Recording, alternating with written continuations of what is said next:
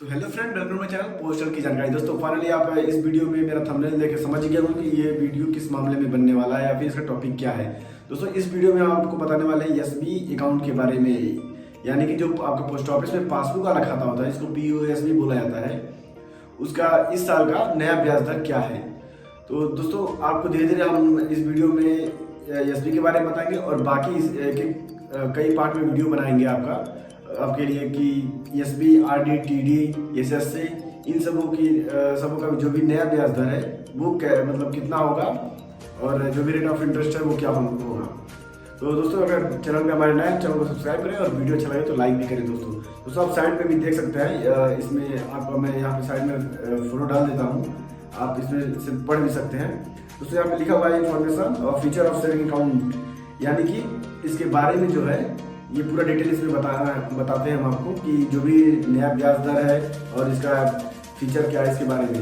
दोस्तों rate of interest है इसका 4% पर एनुअल का होता है मिनिमम। ये इसमें आपका जो खाता पहले 0 बैलेंस से खाता खुलता था, अब जो है खाता आपका कम से कम 500 रुपये से खुलेगा। तो दोस्तों account can open by cash only, इसमें आप ऑनलाइन पेमेंट का कोई सुविधा है नहीं। मतलब पहली बार आप खाता खुलवाने जाते हैं तो आपको पहले काउंटर पे फॉर्म भरना पड़ेगा और आपको 500 रुपये कैश देना पड़ेगा। ऐसा नहीं कि आप ऑनलाइन वहाँ पे यूपीआई या फिर अकाउंट कहीं भी पेमेंट करें, आपको यहाँ पे कैश देना पड़ेगा। और यहाँ पे अगर चेक फैसिलिटी भी आपको करना तो 50 रुपये यानी कि 550 रुपये कम से कम आपको मेंटेन करना पड़ेगा, जो कि 50 रुपये उसका चार्ज है और 500 रुपये आपके खाते में रहेगा।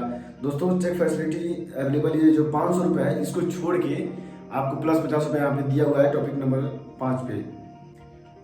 दोस्तों यहाँ पे टॉपिक नंबर आपका जो 7 है, यहाँ पे आप देख सकते हैं, यहाँ पे interest earn is tax free up to INR 10,000 per year for financial year 2012 थे। दोस्तों आप यहाँ पे 10,000 जो है आपको टैक्स फ्री यहाँ पे होगा। और यहाँ पे nomination facilities available at the time of opening and also after opening of account. अगर आप खाता खुलवाते हैं तो यहाँ पे इसमें कंपल्सरी हो गया है मोबाइल नंबर, पैन कार्ड और नॉमिनी, ये तीनों रहना जरूरी है, तो आपका खाता नहीं खुल पाएगा। और अगर खाता खुल भी जाता है आपका, पहले तो दोस्तों मोबाइल नंबर और पैन कार्ड जरूरी है। नॉमिनी आप बाद में अपडेट करवा सकते हैं या फिर किसी को बदल सकते हैं, या फिर नॉमिनी नहीं है तो नॉमिनी डाल भी सकते हैं।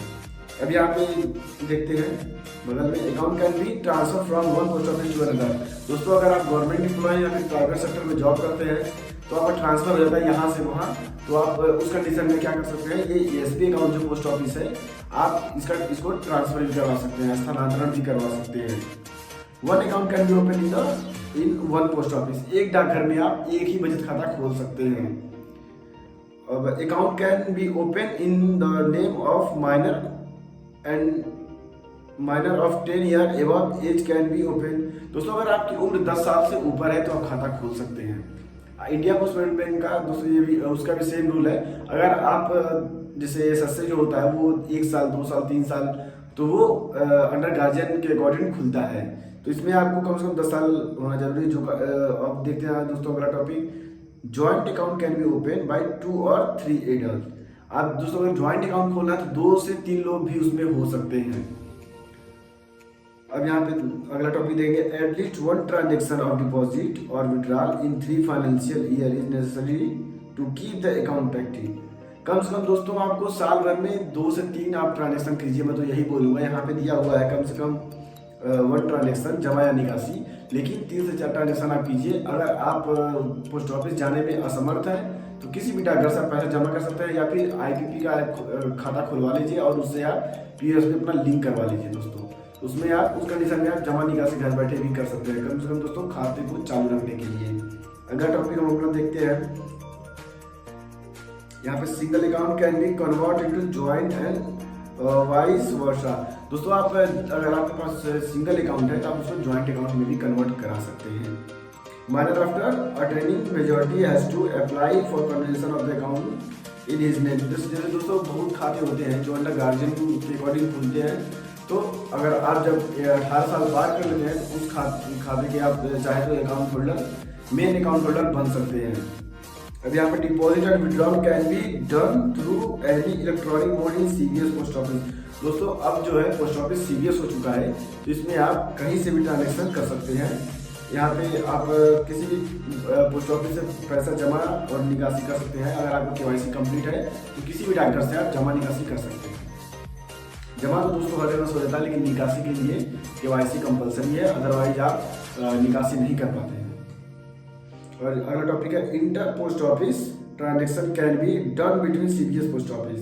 दोस्तों ये भी वही है, inter post office other transaction can be done between CBS post office. ठीक है दोस्तों हमारा अगला और आखिरी टॉपिक है ATM debit card can be issue to saving account holders having precious minimum balance on the day of issue of card of CBS post office. दोस्तों जैसे कि 500 आपका मिनिमम बैलेंस है, कम से कम 500 रखना है। अगर एटीएम कार्ड इशू करना तो 50 रुपया प्लस, यानी कि 550। वैसे ही दोस्तों इसका भी आप कम से कम इसमें 100 रुपया और ऐड कर लीजिए, समझ लीजिए आप जैसे 650 रुपया कम से कम रखिए, तभी आप जो भी एटीएम कार्ड का जो चार्ज है वो कटेगा, डिडक्ट होगा और आपको उसकी फैसिलिटी प्रोवाइड करी जाएगी।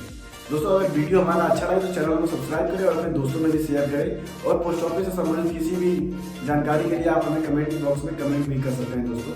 धन्यवाद।